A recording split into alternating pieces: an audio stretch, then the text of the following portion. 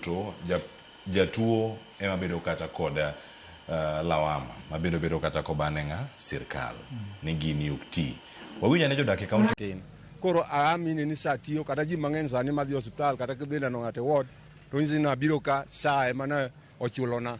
Kwa majina naitwa Peter Kemboi. Kuhusu SHA, kusema ukweli SHA ni mzuri. Hata mimi juzi imenisaidia kutoa bibi yangu, alikuwa ameenda kujifungua huko.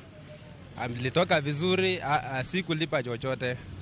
Lakini sasa kulingana na wale watu wanaipa pesa ya SHA, naomba serikali iingilie kati na hao watu wachukuliwe hatua. Kwa majina naitwa William Kesier, mkazi wa Narok.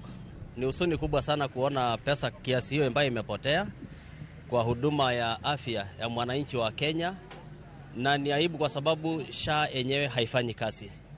Na mimi ambaye ni mwajiri, nimeajiriwa, mshahara yangu inakatwa asilimia kubwa kwa sababu ya hiyo malipo ya SHA, na ila hali nikitafuta huduma ya SHA kwa ukweli haifanyi. Kwa hivyo nasikia vibaya sana kuona kuna wale ambao wanarundika pesa mifuko sao, wanakula pesa ambaye ni haki yetu ambaye tunakatwa, hatufikishe sukari nyumbani kwa sababu ya ile pesa tunakatwa, bado hatupati matibabu ya ile